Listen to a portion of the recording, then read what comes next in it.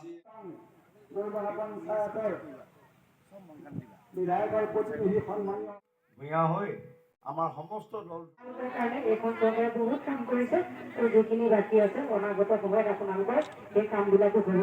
এতিয়াও নোহোৱা কামবিলাক কৰিছে, কোনো ধৰণৰ অপশক্তি ইয়াত যাতে প্ৰশ্ৰয় নিদিয়ে তাকে প্ৰাৰ্থনা জনালোঁ।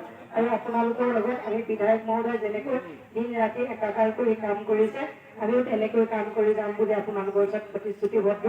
অনাগত সময়ত আমাৰ গ্ৰাম্য অঞ্চলৰ উন্নতিৰ কাৰণে যি পঞ্চায়তী ৰাজৰ জৰিয়তে সম্ভৱ হওঁতে সেই সকলোখিনি কামৰ কাৰণে আমি লখিমপুৰ জিলা পৰিষদত আমাৰ বলিষ্ঠ পদক্ষেপ আমি গ্ৰহণ কৰিম বুলি কথা দিছোঁ।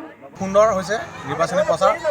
আমাৰ সন্মানীয় বিধায়ক ডক্টৰ অমীয়া কুমাৰ ভূঞাই আশীৰ্বাদ যাত্ৰাৰ জৰিয়তে আমাৰ প্ৰত্যেকখন গাঁৱত, প্ৰত্যেকটো বুথত, প্ৰত্যেকটো চুবুৰীত তেখেতে নিৰ্বাচনী প্ৰচাৰ চলাইছে। দৰাচলতে আমাৰ ভোলাবাৰী পঞ্চায়তত এনেধৰণে নিৰ্বাচনী প্ৰচাৰ নচলোৱা হ'লে হয়, যিমানখিনি আমাৰ উন্নয়নমূলক কাম হৈছে এয়াই যথেষ্ট আছিল। তথাপিতো বিধায়কে আমাৰ এই সমষ্টিৰ প্ৰত্যেকখন মুখ চিনি পায়।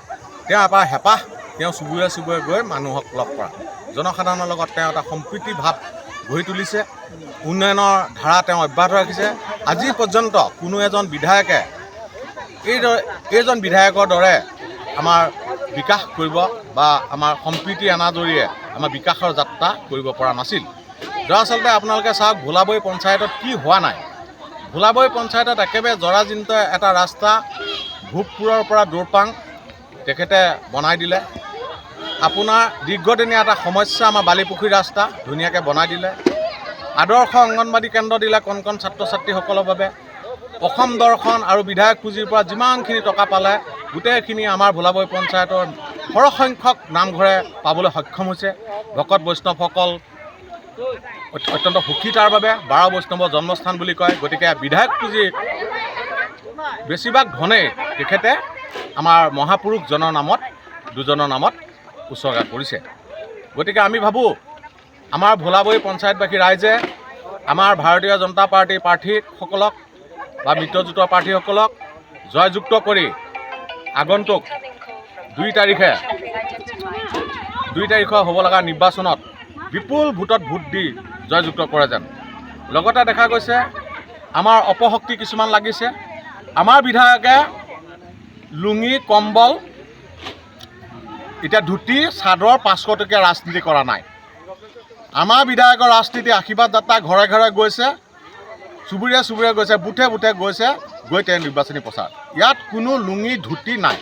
আমাৰ লুঙি ধুতি কম্বল, আমাৰ চাদৰখন হ'ল এটা ডিছপ'জেল গ্লাছ, এমাছ পিন্ধিব, ধুই দিলে পেলাই দিব লাগিব পিছত। গতিকে তেনেকুৱা ৰাজনীতি কৰা নাই। এতিয়া আমাৰ বিপক্ষ দল কংগ্ৰেছেতো যিটো ৰাজনীতি কৰিছে, এতিয়া তেওঁলোক নাছিলে বহুত দিন। এতিয়া নিৰ্বাচন অহাৰ লগে লগে তেওঁলোক আমাৰ ৰাইজৰ মুখলৈ আহি বিভিন্ন প্ৰলোভন দিছে। আমাৰ গাঁৱৰ মহিলাসকল বা পুৰুষসকল হোজাৰ কাৰণে তেওঁলোকে সুবিধা লৈছে। আমাৰ হোজা বুলি ভাবিছে। তেওঁলোকে ভাবিছে তেওঁ ধুতিখন লৈ পেলাই তেওঁলোকক প্ৰতিনিধিয়ে ধুতিখন দিবগৈ আৰু নিৰ্বাচনত জয়যুক্ত হ'ব। কিন্তু আমাৰ ভোলাবাৰী পঞ্চায়তবাসী ৰাইজ ইমান জ্ঞান নথকা নহয় যে তেওঁলোকৰ এই ৰাজনীতিটো তেওঁলোকে কেনেকৈ ওফৰাব তেওঁলোকে নিজে গম পাব। গতিকে মই ভাবোঁ আমাৰ ভোলাবাৰী পঞ্চায়তৰ পৰা আমাৰ মনালিছা বৰা বাইদেউ, হেৰাছকাট জিলা পৰিষদৰ ভাৰতীয় জনতা পাৰ্টী আৰু মিত্ৰজোঁট, লগতে আমাৰ আঞ্চলিক সদস্য লক্ষীকান্ত ভূঞাদেৱ ভোলাবাৰী গাঁও পঞ্চায়তত বিপুল ভোটত ভোলাবাৰী পঞ্চায়তৰ পৰা ভোট দি জয়যুক্ত কৰে যেন তাৰ আশা থাকিল।